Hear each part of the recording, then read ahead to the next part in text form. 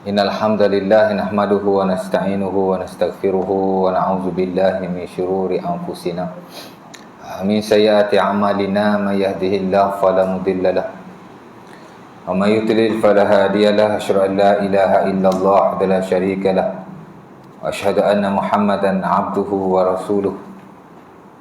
Allahumma shalli ala Muhammad wa ala ali Muhammad wa sallim taslima.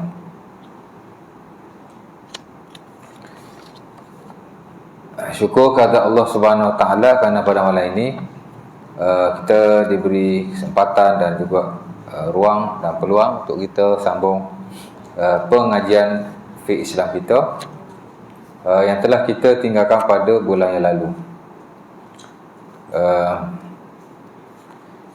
Di mana last hari itu kita masuk babun najasah. Dua kuliah yang lalu kita dah masuk babun najasah dan insya-Allah taala pada malam ini kita akan menghabisi layar. Di mana peringkat awal hari itu kita telah bincangkan tentang at-ta'rif bin najasah. Definisi najis ya. Kerana suatu perkara itu tak boleh lari daripada definisi ataupun ta'rif ya. Dalam mana-mana ilmu, hatta dalam ilmu fiqh Islam pun setiap bab yang dibincangkan para ulama tidak akan meneruskan perbincangan melainkan ditakrif dan definisikan terlebih dahulu daripada awal-awal bab yang dibincangkan sampailah kepada bab-bab yang terakhir, merangkumi semua bidang-bidang dalam fiqh Islam lah, ibadah baik, muamalah baik ya. Di mana kita telah takrifkan bahawa najis ini adalah benda yang jijik di sisi syarak yang boleh menghalang kita daripada melakukan ibadah kepada Allah Subhanahu Wa Taala ya. Kullu 'ainin mustaqzarah yamna'u wujuduha min sihhatis salat min haitsu la murakhas ya.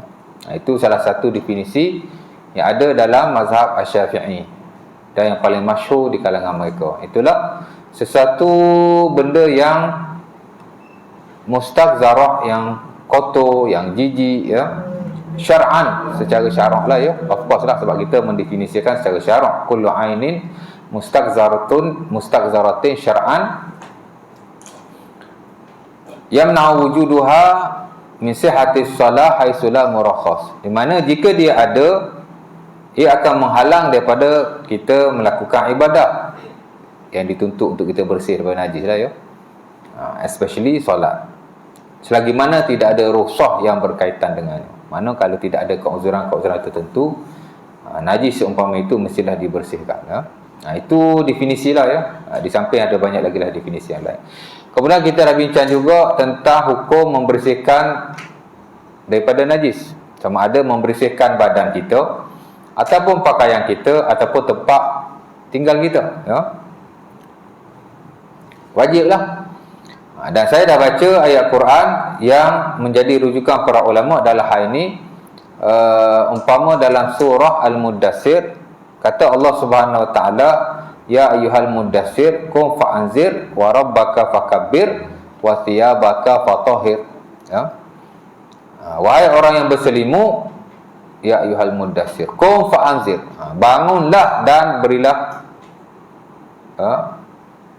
fa'anzir, apa anzir? Berilah peringatan ya. Daripada nazir lah, nazir mana orang yang memberi peringatan. Itu sifat Nabi itu ya. Sifat Nabi ni banyak, bukan 4 saja, sidik, amanah, tabligh, fatanah. Itu basic lah kita kata kan. Tapi ada banyak lagi sifat-sifat Nabi yang lain yang mesti kita tahu untuk nak menyempurnakan keimanan kita kepada Rasulullah SAW ya. Especially yang disebut dalam Quran lah, dan juga sebahagian disebut dalam hadis-hadis baginda. Walaupun tak banyak lah nama dan sifat Nabi ni, tapi kalau kita tahu sebahagian daripadanya yang penting-penting, itu dah kira bagus ya.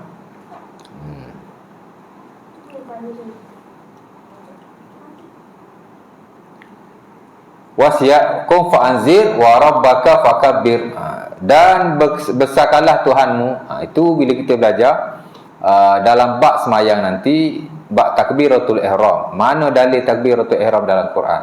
Ulama guna ayat ni lah. Walaupun ayat ni sebenarnya secara umumnya ia tidaklah tertentu kepada solat. Tapi tidak ada ayat lain yang menunjukkan kepada ataupun tidak ada ayat lain lah yang boleh dijadikan dalil untuk takbiratul ihram. Ayat ni nampak amat bersesuaian sekali. Walaupun pada asalnya ayat ni dia umum, rabbaka fakabbir, dan membesarkanlah Tuhanmu. Mana Allah Taala suruh kita bertakbir. Berzikir kepada dia, especially takbir lah ya. Di samping zikir-zikir yang lain. Kemudian ujung tu Allah Taala kata wa thiyabaka fatahhir, dan pakaianmu sucikanlah. Walaupun ayat ni Allah Taala sebut pakaian. Tapi qiyasil aula, qiyas yang lebih aula, bila pakaian disuruh kita mensucikannya, maka hak lain-lain lebih-lebih lagi lah, tubuh badan kita lah terutamanya. Takkanlah Allah Ta'ala suruh sucikan tu pakaian, tiba-tiba tubuh badan najis. Tak mungkin lah ya. Itu dipanggil khilaful aula, khilaf yang lebih bukan khilaful aula, qiyasul aula, qiyas hak lebih aula.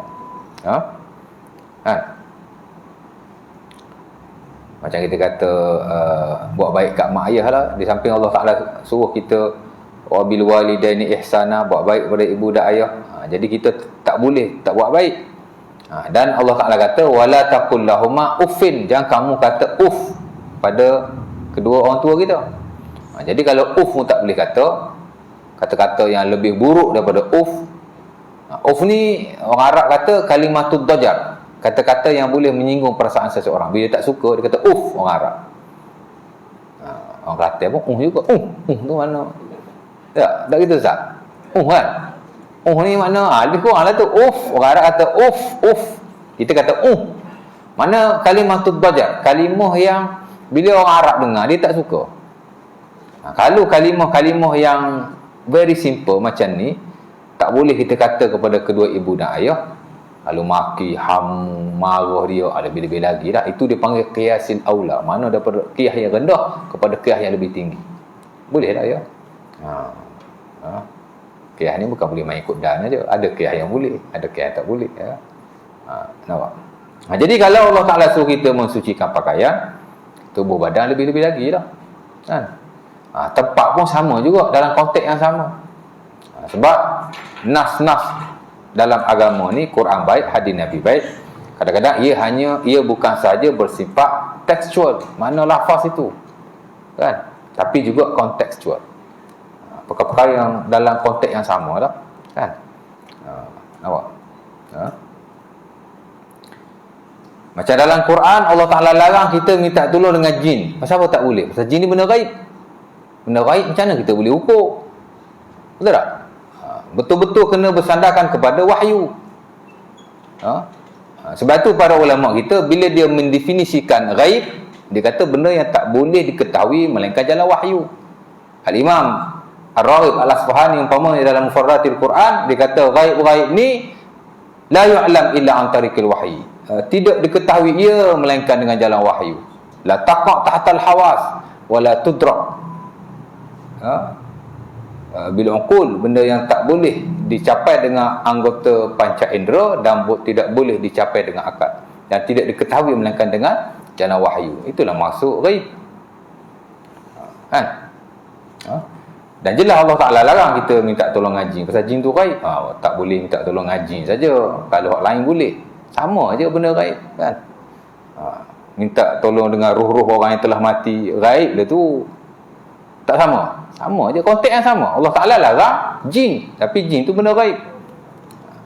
Dan kita memang tidak boleh berinteraksi dengan benda-benda ghaib melainkan dengan jalan wahyu. Mesti nafs, sama ada Al-Quran ataupun ada hadis Nabi SAW yang sahih. Sama saja kan. Cuma guna dia istilah lain lah, tawassul lah, istighasah lah.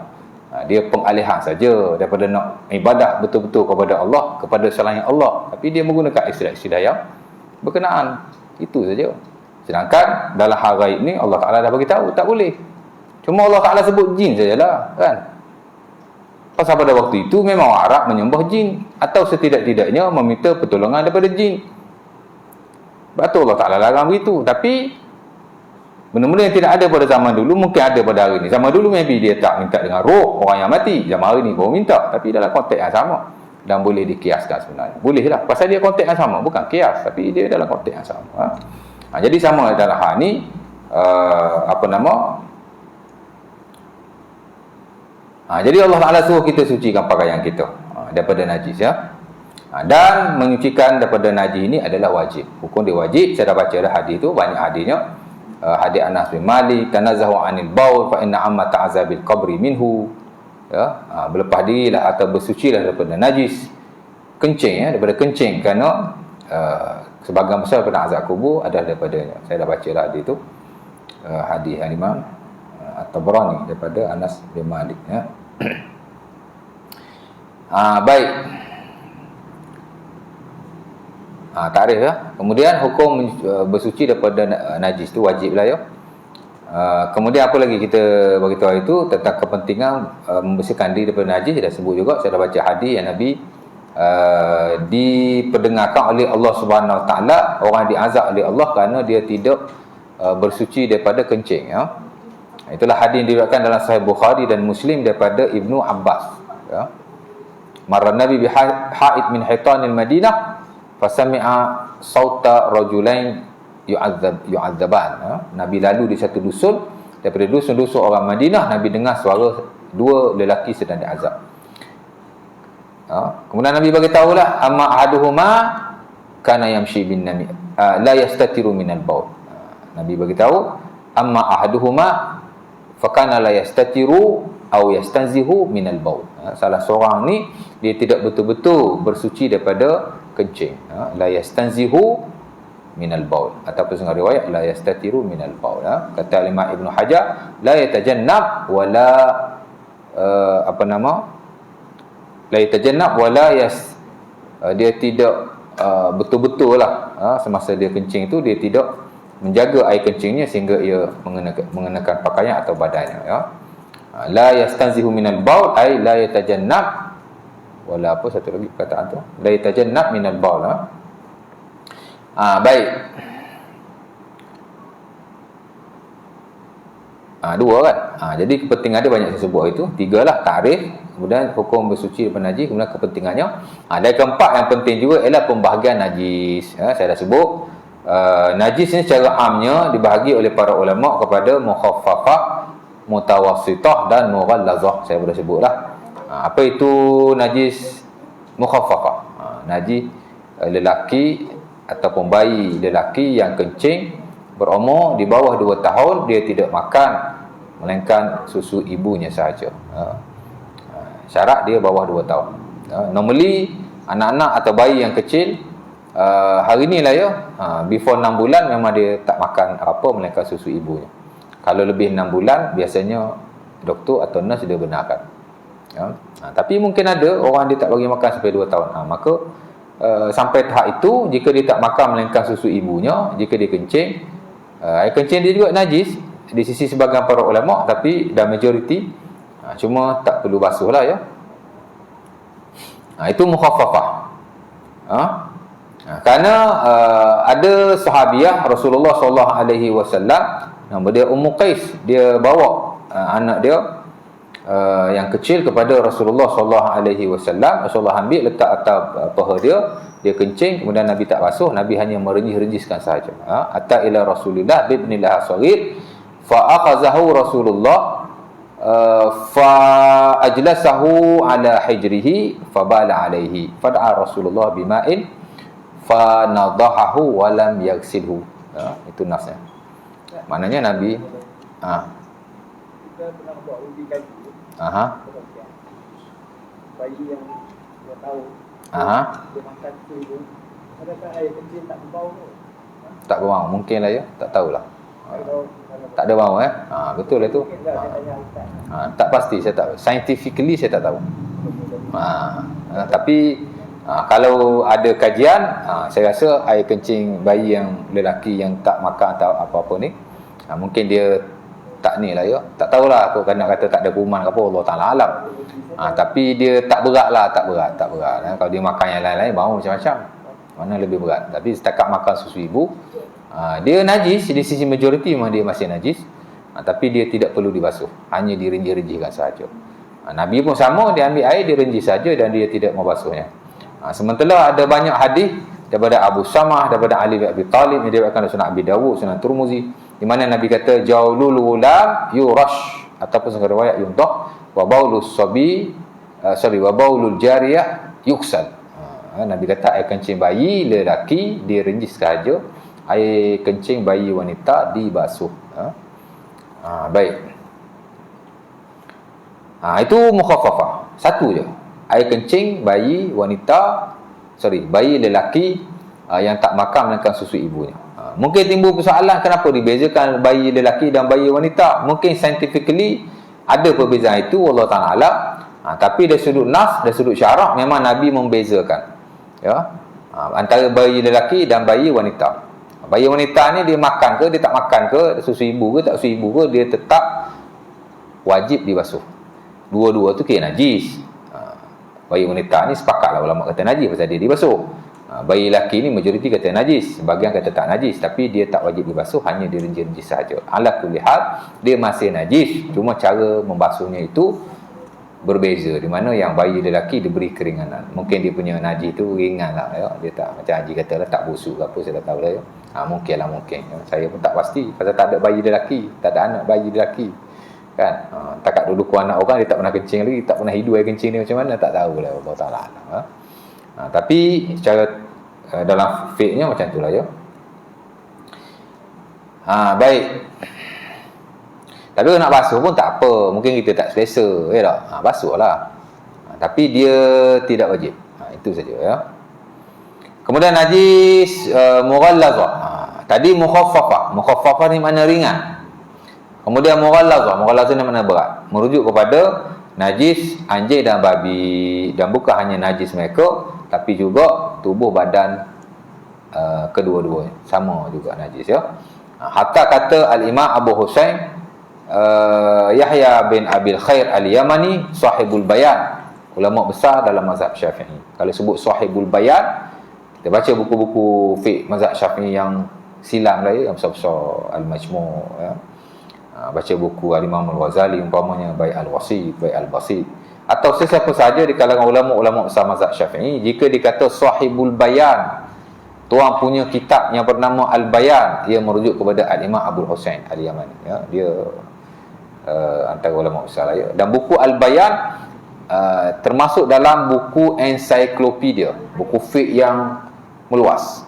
Dia macam buku At-Tahzib, buku Al-Baghawi, dia macam buku Al-Majmu' Al-Imam Nawawi, dia macam buku Al-Mughni Al-Imam Ibn Qudamah Al-Maqdisi. Itu buku-buku ensiklopedia. Mana dia bukan hanya membincangkan mazhab Syafi'i, tapi mazhab-mazhab yang lain. Dan dia bukan hanya membincangkan mazhab ataupun pendapat ulama pada zamannya, tapi juga mazhab-mazhab para sahabat, para tabi'in. Itu maksud ensiklopedia. Mana dia very comprehensive book. Dia satu buku yang ensiklopedia lah, buku mausu'ah orang Arab kata, ya. Sebab itu bila kita belajar di peringkat tinggi dan lanjutan dalam mana-mana ilmu lah, kita mesti rujuk ensiklopedia, ya. Especially fiqh, ada buku-buku ensiklopedia mesti belajar, kan. Ya, mesti kena rujuk lah, nak kena baca, ya. Buku ensiklopedia moden atau contemporary yang paling komprehensif lah kita kata, ialah buku Al-Fiqhul Islami wa Adillatuhu yang dikarang oleh Wahbah Az-Zuhaili. Dulu nama dia Al-Fiqhul Islami wa Adillatuhu, fiqh Islam dan dalil-dalilnya. Tapi dah di-upgrade kepada mausu'ah. Mana sebab dia merangkumi mazhab yang pelbagai dengan dalil-dalilnya. Disebut juga mazhab para sahabat dan tabi'in. Jadi very comprehensive. Jadi dia naik standard. Cetakan hari ini Al-Fiqhul Islami wa Adillatuhu dah jadi ensiklopedia, mausu'ah Al-Fiqh Al-Islami, ya.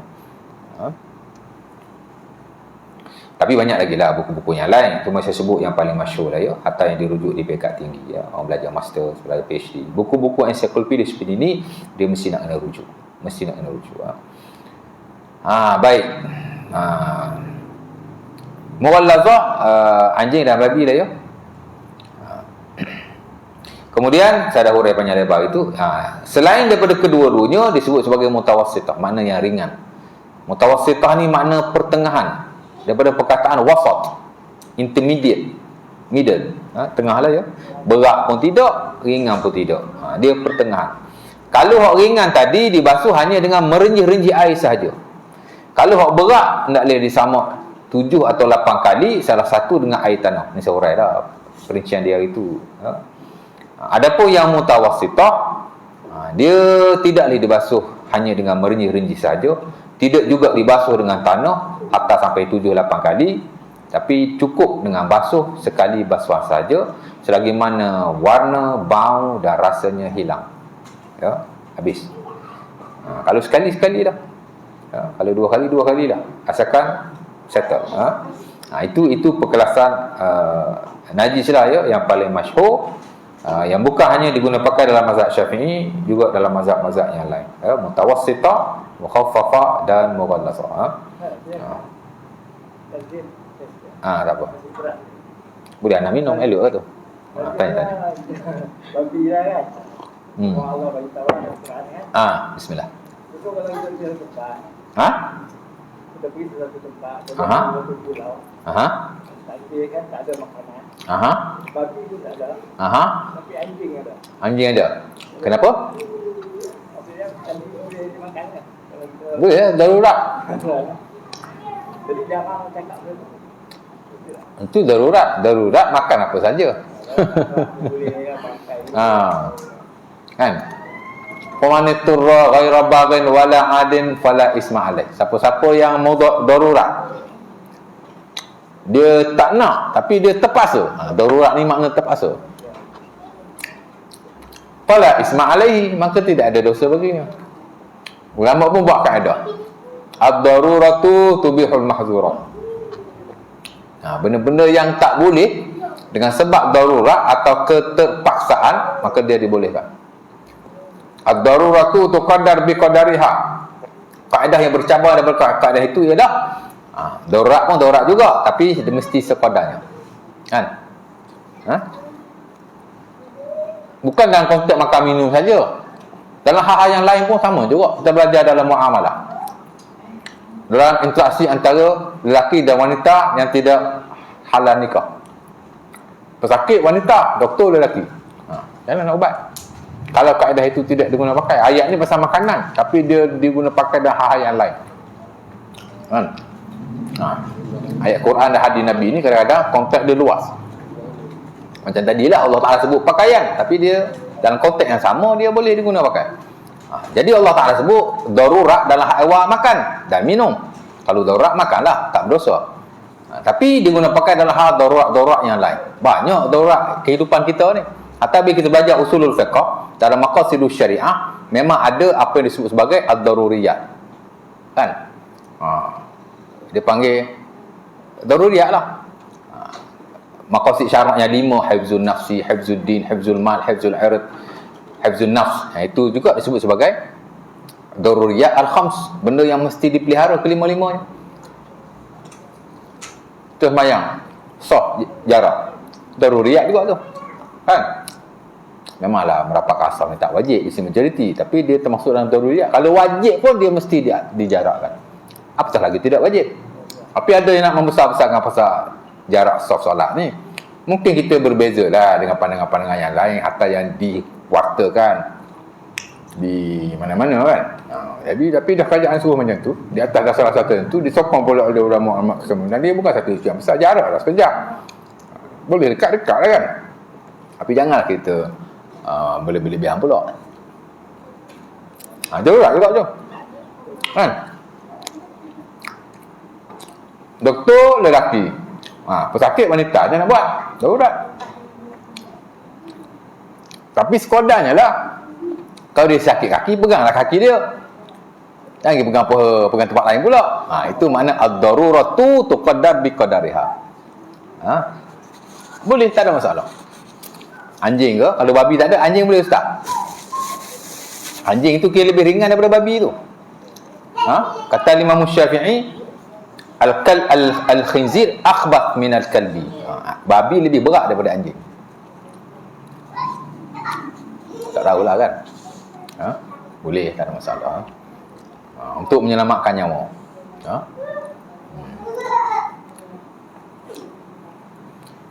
Kat mana tadi? Lupa. Dah makan lupa. Tiga kategori tu ya. Jadi kita nampak lah ya. Satu lagi yang last saya nak kongsi malam ni ialah juga dalam konteks najis yang sama. Cuma saya nak bagi nampak lebih jelas lah supaya kita ada idea yang betul-betul solid dalam hal awal najis ni. Selain daripada definisi, selain daripada hukum membersihkan dan kepentingannya, selain daripada kategori-kategori yang telah kita kongsikan, mutawassithah, mughallazah dan juga mukhaffafah. Satu lagi yang perlu kita ada kefahaman dan understanding yang betul juga ialah dari sudut najis ni ada yang disepakati, ada yang tidak disepakati. Termasuk dalam kita dah belajar-belajar tadi. Ni kita nak tahu lah ya. Najis ni tuan-tuan, ada yang disepakati, ada yang tidak disepakati. Ada yang al-muttafaq alaiha, ada yang al-mukhtalaf fiha. Pasal apa kita nak kena tahu? Supaya kita ni ada idea yang jelas dan supaya kita tidak orang kata keliru dan kita boleh beramal dengan cara yang lebih baik ya. Apa yang kata apa? Jangan orang kata benda tu simple saja tapi dibesar-besarkan. Pasal orang tak faham prinsip hak disepakati dan tidak disepakati ni lah. Najis hak betul-betul najis dengan najis yang Allah. Kan tak ada apa pun. Sebab kadang-kadang benda-benda yang terlalu furuk ni yang dikaitkan dengan najis kadang-kadang adalah difatwakan. Masalahnya kita duk pegang hak tu sampai hari kiamat. Kadang-kadang menimbulkan orang kata ni pula kan. Macam penuh asal raya haji je timbul. Asal raya haji je timbul. Makan gulai kalau kena kat baju tak sah sembahyang. Betul tak? Selalu macam tu kan. Nak raya haji timbul lah. Macamlah gulai yang kena baju tu banyak sangat. Pasal memang ada ulama Nusantara kita lah ya. Ulama Jawi atau seumpamanya yang kata tidak sah sembahyang lah ya. Pasal darah-darah yang ada pada haiwan kadang-kadang dia tidak dibasuh dengan baik. Kemudian masuk dalam gulai tu bolehlah dimakan. Tapi kalau terkena pakaian tidak boleh. Itu kalau banyak lah.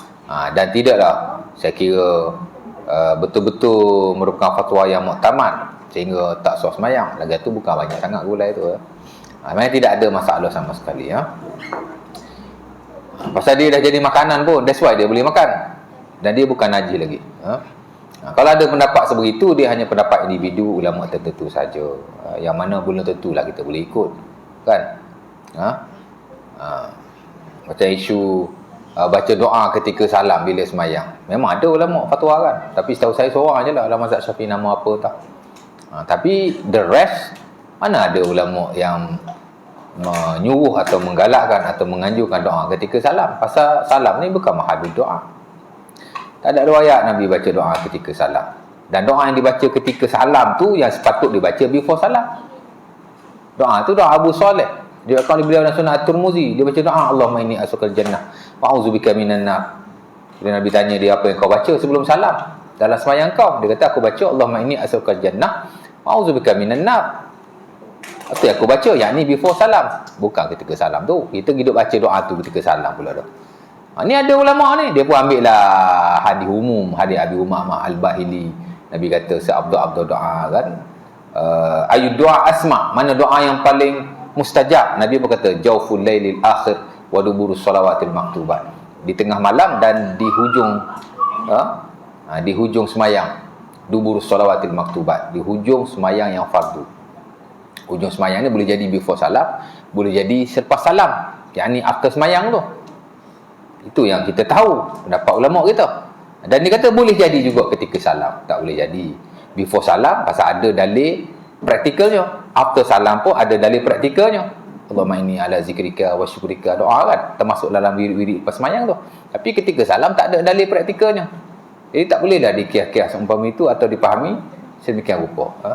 Nak backup pun tengok-tengok lah kan. Jadi kalau tak ada, kita kata tak ada, dia nak memadai sebelum salam dan selepas salam. Saya pun dah umur 61 kan. Memang jaga solat jemaah yang besar lah. Tapi trend baru ni keluar. Sebelum imam doa dia akan baca satu ayat Quran. Kalau Rabbukum udini astajib lakum. Tak perlu. Tak ada.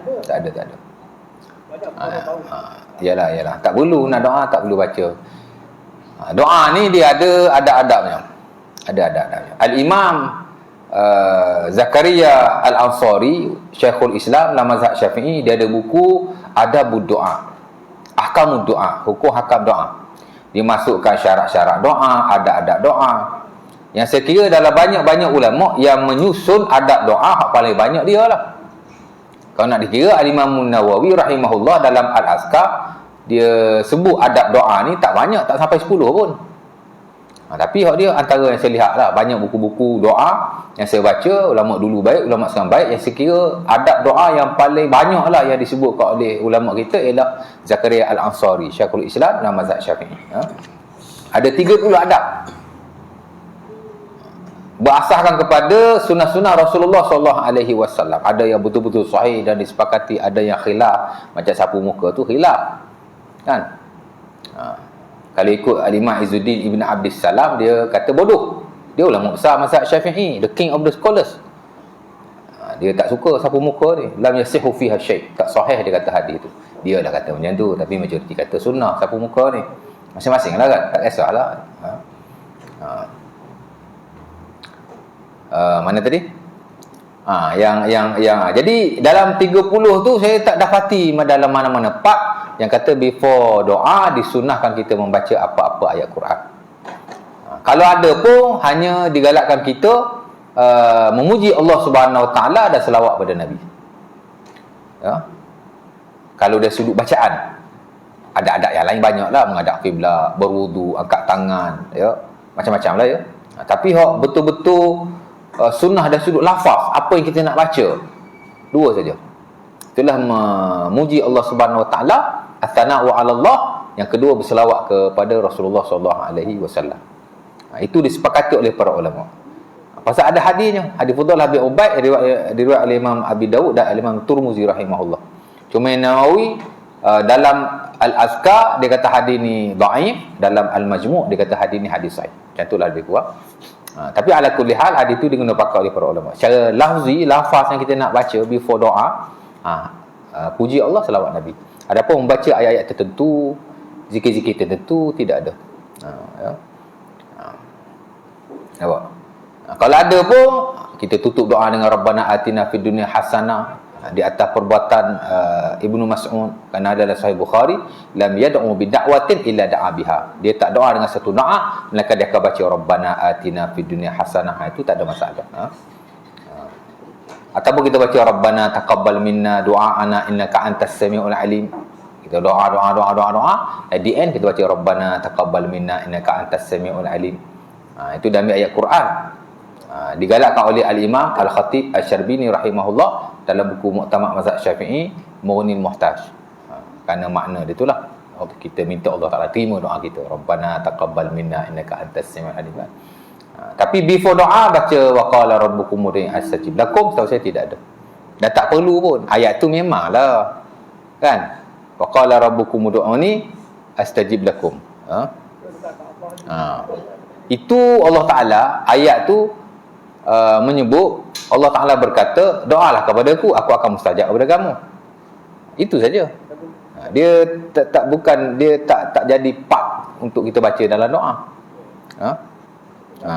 Sama juga lepas kita doa, yang disunahkan ialah kita baca amin.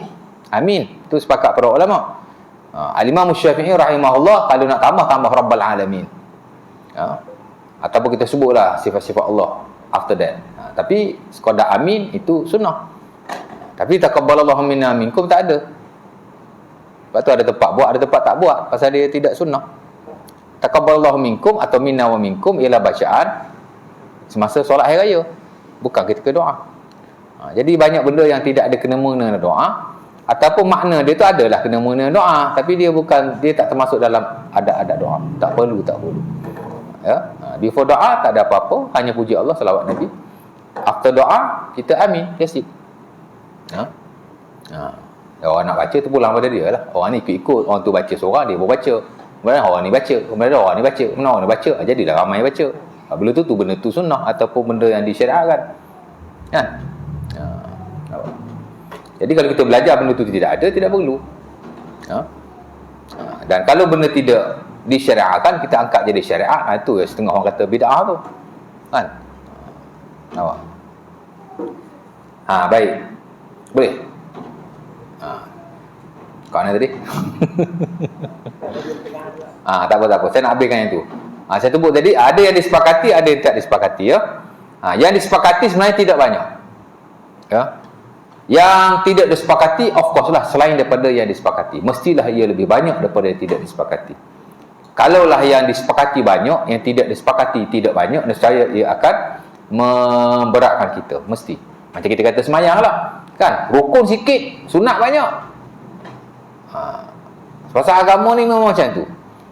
Hak mana hak berat dia sikit. Hak tak berat tu dia banyak. Macam tu. Kan? Rukun ni kira berat lah. Pasal kalau kita tak buat, tak usah semayang. Sebab tu, dia sikit. Dan asas agama ni memang dia tidak menyusah-susahkan, dia tidak memberat-beratkan. Dia akan meringankan kita. Sebab itu yang seumpama ini dia sikit. Kalau yang disepakati ni banyak, yang tak disepakati ni sikit, nescaya dia akan memberati. Bahkan padahal Allah Ta'ala dah kata, wa ma ja'ala 'alaikum fid dini min haraj. Allah Ta'ala akan jadikan agama ni berat sama sekali. Ringan saja, mudah saja, kan. Sebab tu bila Allah Ta'ala kata, wa ja'alnakum ummatan wasata litakunu syuhada'a 'alan nas. Islam ni dia ada satu kriteria, dipanggil wasatiyah, kesederhanaan. Lebih tidak, kurang tidak, kan. Dia amat orang kata apa, tengah-tengah lah. Nak kata berat tidak, ringan tidak, ya. Tapi kalau nak kira banyak hak ringan lah, hak berat ada tapi tidak banyak, ya. Berat-berat pun tak ada lah berat mana, ya.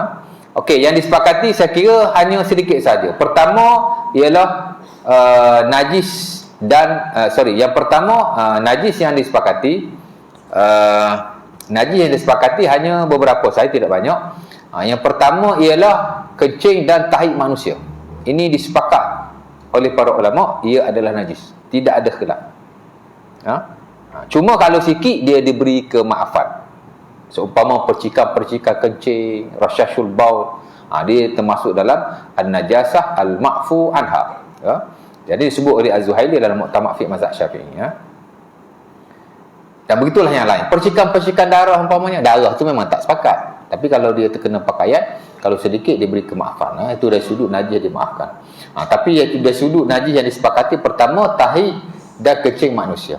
Dan ini telah dijelaskan oleh Al-Imam Ibnu Munzir dalam buku Ijma'nya, di mana kata beliau ajma'u ala isbat najasatil baul wal ghaid akhbas minhu, ataupun aghlas minhu.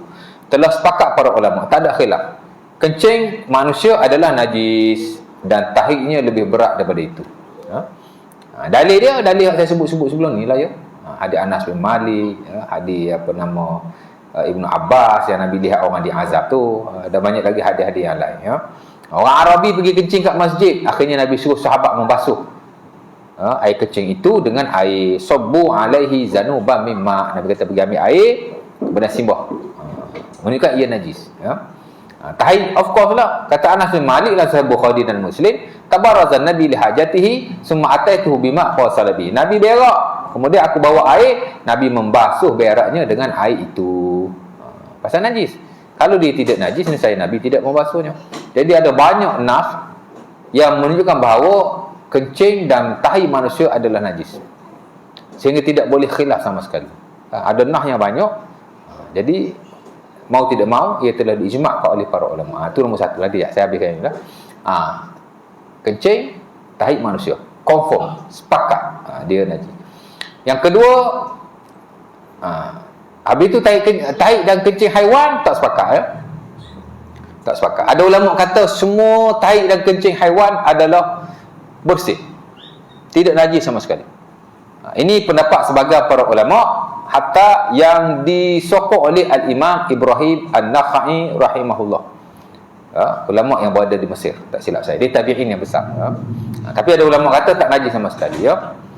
Dan itu juga kalau kita lihat pendapat Syekh Siddiq Khan dalam bukunya Ar-Rawdah An-Nadiyah, dia kata tak najis sama sekali. Air kencing haiwan dan tahi haiwan, sama ada haiwan yang halal dimakan atau haiwan yang tidak halal dimakan, pasal tidak ada dalil sama sekali, tidak ada nas, ya. Sementara dia kata tahi dan kencing ni dia dipanggil apa nama, benda yang suka nak dielakkan. Hak haiwan tu lah, ya. Kalau hak manusia ni lain, pasal dah ada nas. Tapi hak haiwan tu tidak ada nas. yang mengatakan ia najis. Dan asal-asal benda itu adalah suci, melainkan jika dibuktikan ia najis. Di samping ia juga menggunakan hadis Urainah yang diriwayatkan dalam Sahih Muslim daripada Anas bin Malik, di mana bila ada sahabat yang sakit, Nabi suruh dia minum air kencing unta. Tapi jangan pergi cari air kencing unta minum pula. Dia kata tak najis. Tak najis belum tentu boleh diminum. Depa ni Nabi minum pasal dia sakit perut. Kan? Jadi di atas hadis itu dan di atas nazari ijtihad mereka, dia kata tak najis sama sekali. Najis haiwan tak najis. Ada juga ulama yang kata najis haiwan yang halal dimakan tak najis. Bila sebut najis ni kencing atau tahi lah ya. Tapi kalau yang tak halal dimakan tu yang najis. Ini pendapat Al-Imam Malik rahimahullah yang standard dalam mazhab dia. Al-Imam Abu Hanifah, bukan Abu Hanifah, Al-Imam Ahmad rahimahullah yang standard dalam mazhab Hanbali. Dan pendapat tabi'in yang besar Al-Imam Az-Zuhri rahimahullah. Az-Zuhri ni tuan-tuan bukan main-main. Al-Imam Al-Bukhari rahimahullah dan Sahih Bukhari banyak menukilkan pendapat Az-Zuhri dalam hal wafiq. Dia kira tokoh besar lah ni. Jangan tahu 4 mazhab saja, Hanafi, Hanbali, Syafi'i, Maliki. Az-Zuhri salah seorang sekolah yang besar dalam fiqh ya. Sehingga dinukilkan oleh Al-Bukhari dalam buku tu. Pasal apa dia kata haiwan yang halal dimakan tak najis? Dia guna hadis yang sama lah. Hadis Urainah, sahabat minum air kencing unta tu. Dan mungkin juga ada hadis-hadis yang lain. Tapi dia kata haiwan halal dimakan tak najis. Burung umpamanya tak najis. Al-Imam At-Tabari rahimahullah dinukilkan oleh Al-Ma'lawi dalam buku fiqh beliau. Dia ni ulama besar Syafi'i lah ya, Tabari kan. Satu hari dia nak semayang, ngangam dia nak semayang, burung pergi berak atas baju dia. Imam dah kat takbir dah. Kalau dia pergi ambil wudu, mungkin dia akan miss sebagian besar daripada semayang bersama imam kan? Dia pun semayang juga, angkat takbir, Allahu Akbar.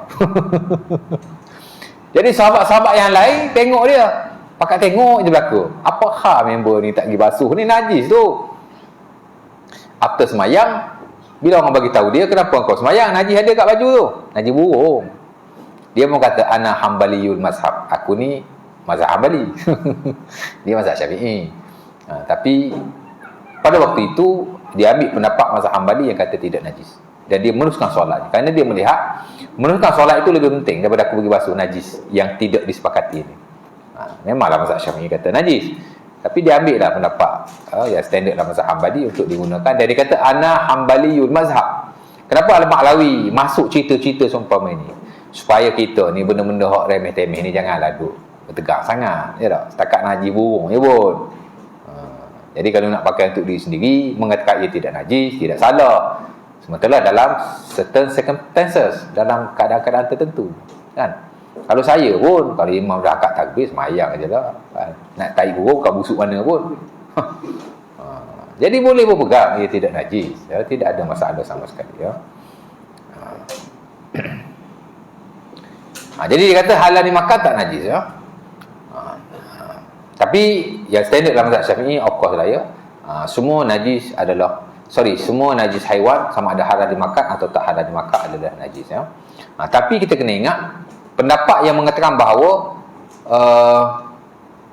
najis haiwan yang halal dimakan, tahi atau kencingnya itu tidak najis, kata Abu Husain Al-Yamani, wa huwa wajhun fi madhhab Syafi'i. Ia juga adalah satu wajah, yakni satu pendapat yang diguna pakai oleh ulama-ulama Syafi'i yang terawal. Bukan pendapat cokian-cokian. Bila sebut dalam mazhab Syafi'i, bila disebut dua benda, pertama qaul, yang kedua wajah, mana dia pendapat yang hebat juga. Bila sebut qaul, ia merujuk pada pendapat Imam Syafi'i, sama ada yang qadim atau yang jadi. Bila sebut wajhun, ia merujuk pada pendapat ulama-ulama Syafi'i yang terawal selepas Imam Syafi'i. Kan? Ada ulama yang disebut sebagai ashabul wujuh, ulama-ulama besar after Imam Syafi'i itu. Bila sebut wajah, mana ia satu pendapat yang besar juga yang dipegang oleh mereka.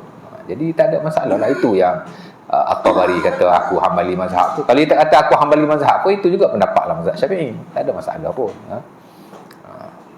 Pasal apa ulama Syafi'i dia kata najis, ya, najis. Dia guna hadis yang saya kira paling kuat lah, ya. Hadis yang diriwayatkan oleh Bukhari dan Muslim daripada Anas bin Malik, bukan daripada Ibnu Mas'ud, bila mana Nabi pergi istinja, pergi qada hajat, Nabi minta bawa batu. Dan dia bawa kepada Rasulullah 2 batu, 1 najis haiwan. Fa ataituhu bihajarain wa rawthah. Fa akhadha an-nabi al-hajarain wa alqa ar-rawthah fa qala hadha riksun aw ritsun. Nabi ambil 2 batu, Nabi tak ambil najis haiwan itu, dan Nabi kata ini adalah najis.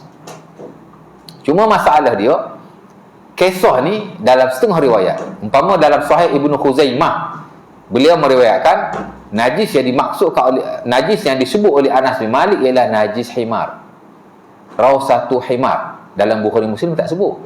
Dalam Bukhari Muslim hanya sebut najis saja. Jadi ulama-ulama Syafi'i berpegang dengan hadis yang dirujuk oleh Al-Imam Al-Bukhari, kata najis haiwan saja.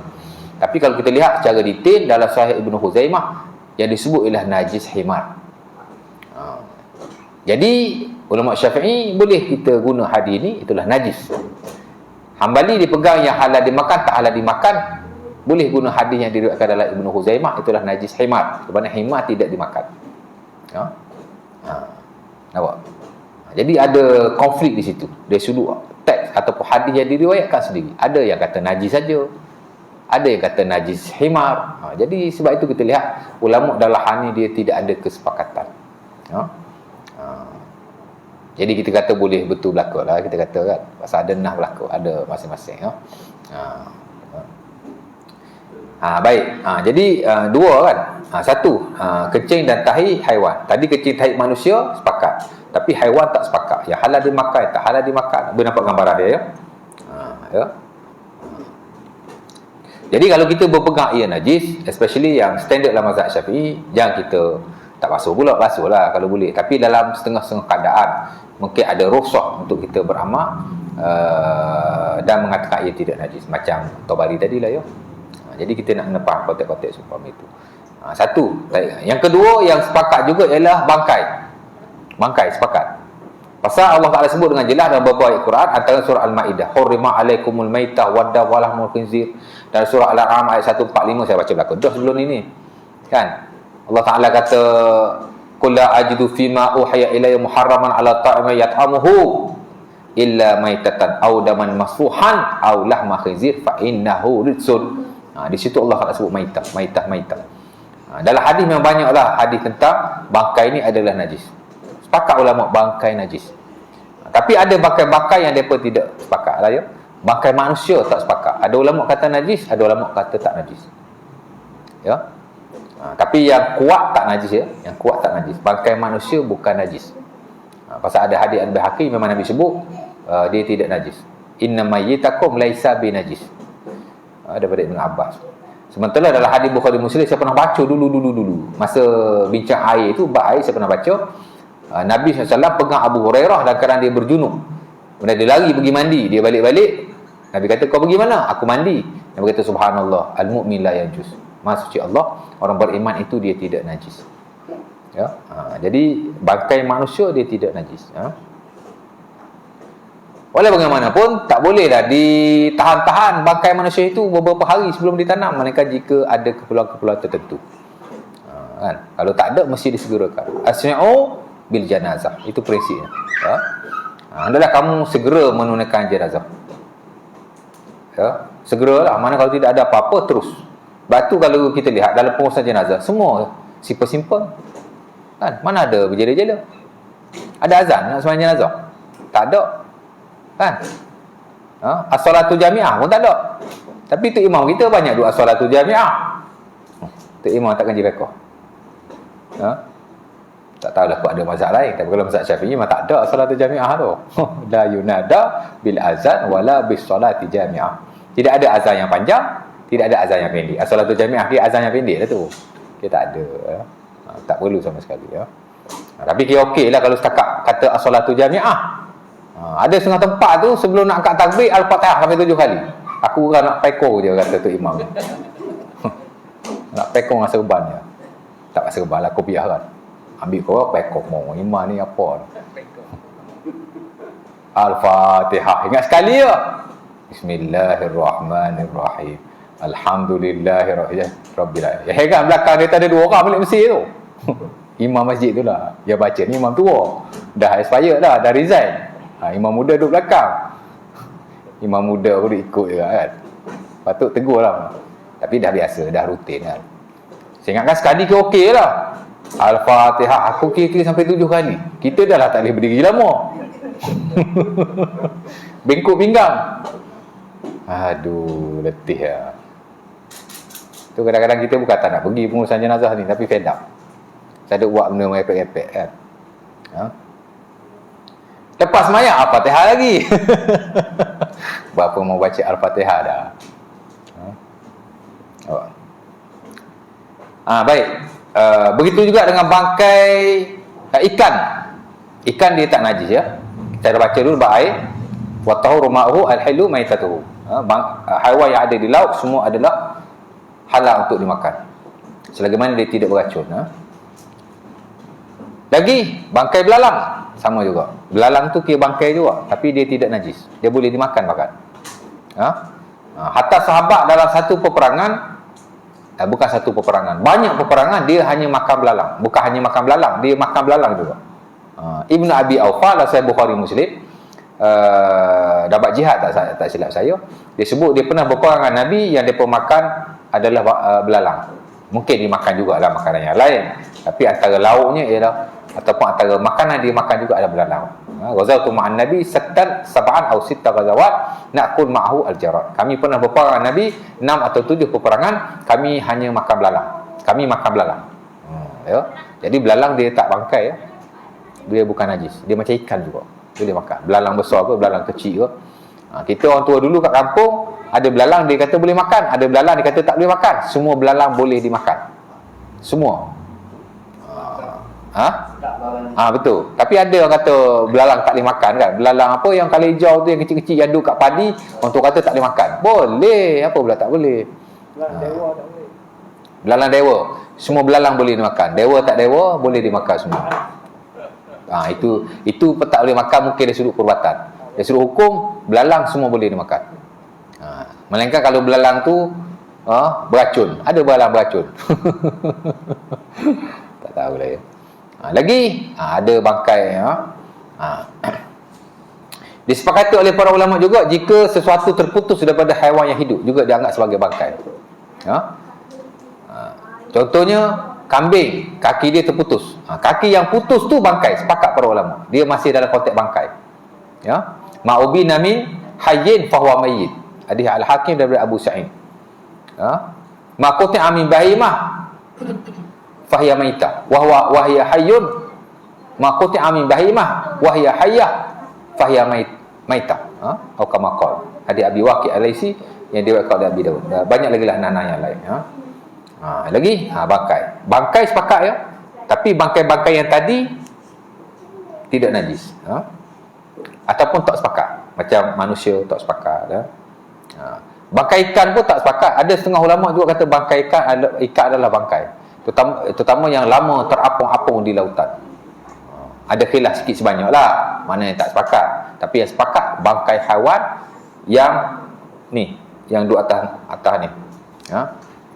Sama ada yang halal dimakan atau tak halal dimakan. Kalau dia mati kerana tidak disembelih, maka dia adalah bangkai. Sepakat ya, sepakat bangkai ya. Kambing kena langgar bangkai, tak boleh makan. Kalau boleh ambil kulit saja. Tulang pun boleh lah, di sebagian para ulama tulang boleh. Boleh digunakan, tapi jangan makan pula.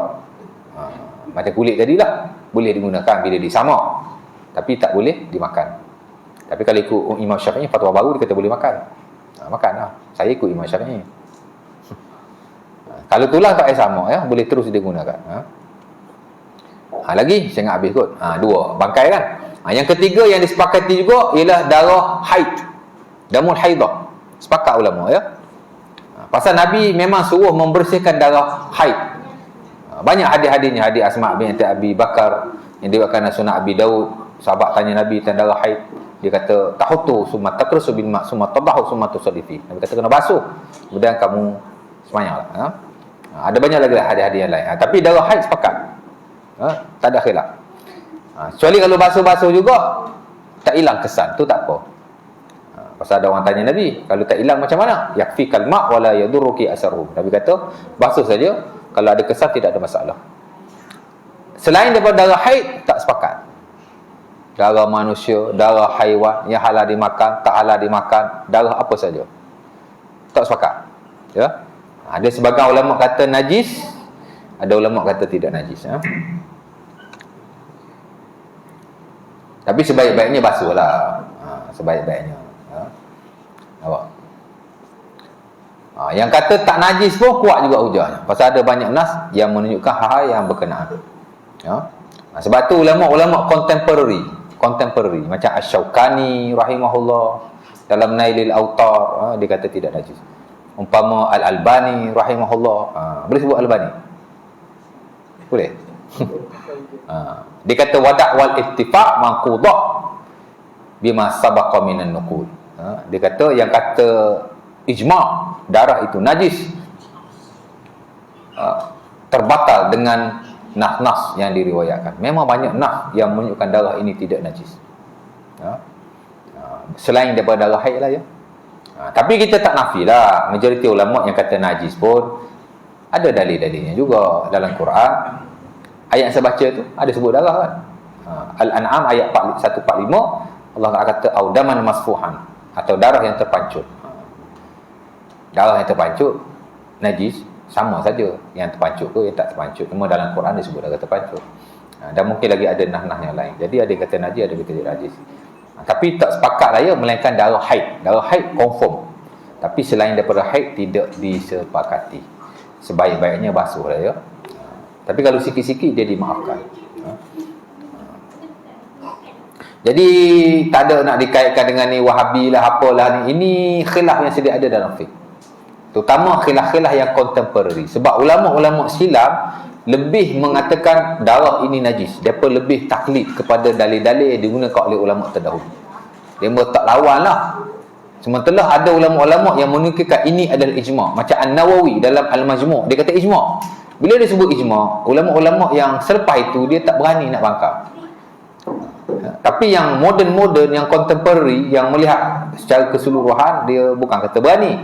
Tapi dia bawa isu ni dan dia ketengahkan dengan dalil-dalil yang lebih meyakinkan bahawa darah itu tidak najis. Jadi kalau kita belajar fiqh, sebenarnya pendapat yang mengatakan darah itu najis juga adalah pendapat yang kuat lah ya. Nampak? Baik, 3 sepakat tu. Yang keempat wadi, yang kelima mazi. Sepakat najis. Jadi 5 ni sahaja yang disepakati oleh para ulama dia adalah najis. Mani tak najis. Mani tak najis ya. Imam Syafi'i ada 2 pendapat. Satu, mani najis. Seumpama pendapat Imam Malik rahimahullah. Ya. Tapi pendapat yang baru dia kata tidak najis. Ya. Adalah dalil-dalilnya yang saya tak ada nak baca. Tapi ala kulli hal mani tak najis ya. Lain-lain itu semua tak disepakati lah. Kalau ada nanah, apa lagi, darah-darah yang keluar daripada luka, itu semua tidak disepakati oleh para ulama. Muntah ya. Kita mazhab Syafi'i muntah najis, mesti dibersihkan. Tapi sebagai ulama yang lain tak melihat ia najis. Dia bukan najis sama sekali. Pasal tidak ada nas. Najis ni sebenarnya kalau kita lihat, ulama amat mementingkan nas dan sebahagian diguna kias. Dia guna nas, dia guna kias. Tapi ada sebahagian dia hanya guna nas saja. Kias ni dia tak apa nak pakai sangat. Macam kita kata kenapa nanah dan air-air yang keluar daripada luka itu najis, kerana dia dikiaskan di atas darah. Darah itu najis. Tapi sebahagian kata tak boleh dikiaskan. Kerana pada zaman Rasulullah SAW, al-qi muntah, al-qi air-air keluar daripada luka-luka atau seumpamanya ada, tapi tidak dinaskan oleh Rasulullah. Sedangkan ini adalah umumul balwa, benda yang memang berlaku. Jadi kalau dia berlaku, dia tidak dinaskan, kita nak kias, macam tak kena lah. Jadi ulama melihat persepsi macam tu. Sebab tu dia kata benda yang tidak ada nas, dia tidak najis sama sekali. Nak kias tak boleh. Jadi masing-masing ada pendirian dan pendapat masing-masing. Sebab tu nama fiqh. Fiqh ni makna bijak dalam menghuraikan hukum. Kalau belajar fiqh benda luru, itu bukan fik tu. Fik ni kona sana kona sini, kona sana kona sini, baca sana sini, pendapat sana pendapat sini, itu bukan fik. Itu mana fik? Fik ni ialah understanding. Ya. Dan nak understanding mesti melalui nas dan pendapat ulama yang komprehensif lah. Bukan nak bijak, bukan nak mandar, tidak, tapi supaya kita nampak dalam konteks yang lebih luas. Kerana fiqh ni memang tak boleh belajar secara sempit, dia mesti meluas. Baru kita faham ya. Boleh. Lama ni. Sejam lah, boleh berhenti ya. Ada soalan lagi? Okey. Pukul 10 lah. Makanan tu sejuk nanti. Kena sebiji lagi. Bismillah. Kita manusia mesti ada berak kecil kan? Berak dan kecil ni mesti ada pada semua manusia lah. Apa? Kecil dan berak. Jadi banyak saya di kuliah lah. Tak hanya cakap, tapi dia tak duduk teori dan praktikal untuk membersihkan. Maksudnya? Dia daripada ikut kambing kan, dari masyarakat. Bersih apa yang Haji tak tahu? Yalah, saya tahu orang lain lah. Macam kita nak mencuci istijak lah. Istijak. Istijak, kencing, berak. Kena cara dia, buat, itu kan. Saya dulu, saya amalkan sendiri. Kita dah dulu setiap hari saya nak ambil 2-3 sepeda. Cium dulu. Cium? Hish, kenapa cium? Apalah, cium. Jangan cium. Saya beritahu. Bila dia salah tu. Tak betul tu. Kan, bila kita bau hansi. Kan, saya membersihkan kecil dia. Mesti ada ustaz ajar ni suruh cium ni. Ada yang kosong minta tu. Manis kan? Lepas tu bila saya buat barang, kita kena urut bawah. Kita urut bawah terus. Bawah sini. Kita berdahan satu yang bersihkan. Yang tu, cium tak bawah. Haji minta Angkai Rudin link saya bab qada hajat. Ya? Ada 3-4 video qada hajat. Haji tengok saya terus. Saya dah terangkan satu persatu. Kan? Pertama saya nak beritahu, bab bersuci bernajis ni bab simple. Yang mana orang tak belajar pun dia akan reti buat. Sebab itu bukan kata tak perlu tunjuk praktikal, tapi sebenarnya tak perlu praktikal. Dengan kita baca, dengan kita dengar, kita dah boleh tahu cara-cara membersihkan. Pasal dia very simple. Membersihkan diri bernajis ni very simple. Kan? Basuh dengan air, bilas contohnya, ataupun sental, kita dah boleh bayangkan. Tapi kalau tunjuk praktikal tu lebih baik. Bawa lah baldi depan ni, saya boleh tunjukkan. Ya? Lagi satu yang saya sebut tadi, yang pasal Haji kata nak kena cium seluar dalam. Jangan Haji. Kalau cium memang mau. Itu jangan. Tak, memang ada ustaz bagi tahu. Dia kata orang ni banyak semayang tak sah. Kalau tak percaya, dia kata balik nanti cium seluar dalam, mesti ada bau hancing. Mana istijak tak betul lah tu. Siapa cakap? Seluar dalam kita ni keluar setitik air kencing pun bau. Sedangkan yang keluar tu sebenarnya umumul balwa, benda yang kita tak perlu ambil tahu pun. Hatta kalau nak dikira, kan, lepas kita kencing, kita dah tak perlu ambil tahu lagi dah. Dia keluar ke, dia tak keluar ke, itu tak perlu. Kalau kita cek, ada nancing, habis dah. Asal kencing je, cek. Asal kencing je, cek. Tak ada kerja dibuatnya kan. Tak apa, dia dah settle. Bila kita kencing, kita boleh melulu-urutkan beberapa kali. Hadis Abi Hurairah yang diriwayatkan Sunan Abi Daud, dia panggil natar. Natar ni ialah idza bala ahadukum falyantur salasan. Nabi kata bila kamu kencing, bila kamu urut sebanyak 3 kali. Tapi hadis tu tak sahih. Ini kita bincang bab istibra'. Istibra' ni makna bila kita kencing, kita menghabiskan kencing kita. Jadi boleh dengan urut, boleh dengan berdehem, itu adalah disarankan. Tapi nak cerita benda tu tak wajib, ataupun sebagai ulama tidak mewajibkannya kerana tidak ada nas. Tapi bolehlah di atas dasar istibra' kita nak menghabiskan, ya. Tapi selepas tu kalau dia keluar lagi, itu bukan urusan kita. Dan jangan cium pun, mana kita tahu dia keluar. Kita cek, tak perlu cek. Kita cek memang ada lah. Ataupun tak tahu nak cakap. Tak perlu. Kita boleh istibra', mana natar dengan mengurutkan 3 kali, jangan sampai berpuluh-puluh kali pula. 3 kali cukup, kalau nak urut lah. Kemudian basuh, that's it. Saya nak cium apa gitu. Itu dipanggil takalluf. Takalluf dalam agama dilarang. Kan? Sebab menyucikan najis ni dia very simple. Dia tak perlu. Ada kata kena henjak-henjakkan badan, berdiri di atas satu kaki. Ini semua kadang-kadang pendapat-pendapat individu. Jadi kita kencing, kalau nak istibra' hanya urut 3 kali saja. Dan tak perlu berdehem pun. Kan? Pergi pasar raya kami berniaga. Orang Islam lah tu. Dia panggil at-tanah tu. Tak perlu. Tapi nak berniaga pun tak apa. Memang ada ulama yang kata berniaga tu, setahu saya ada lah. Saya tak jumpa lah ya. Tapi boleh lah, boleh. Di atas prinsip istibrak. Memang ulama kita menggalakkan istibrak. Tapi after istibrak kita tak perlu check lagi. Jangan check. Yang duk cing surah dalam apa semua. Itu takalluf dan dia dilarang dalam agama. Lagi satu benda pun tak jadi. Sikit-sikit dia dimaafkan ya. Dia termasuk dalam najis yang dimaafkan. Boleh. Habis soalan boleh kita berhenti lah, insya-Allah taala. Berapa minit dah? Sejam dah boleh berhenti. Jadi sikit sebanyak kita dapat manfaat mudah-mudahan. Next nanti kita sambung kuliah yang lain lah ya. Mungkin tajuk yang lain. Tajuk apa entah. Atau kalau nak tanya apa-apa lagi tentang najis ni, boleh tanya pada masa akan datang. Pasal najis ni pun benda yang kita banyak punya nak kena tahu juga. Cuma yang ada dalam fiqh dia tak adalah banyak sangat. Dia benda yang asas-asas. Benda-benda macam tu lah ya, supaya kita tahu. InsyaAllah ta'ala. Satu lagi saya tak urai juga pasal alkohol ataupun al-khamru, pasal arak. Ulama pun tak sepakat arak ni najis atau tidak najis. Sebagian kata najis, sebagian kata tidak najis. Tapi ulama-ulama contemporary macam Dr. Yusuf Qardawi, dia kata tidak najis ya. Tidak ada dalil yang kuat yang mengatakan arak itu najis.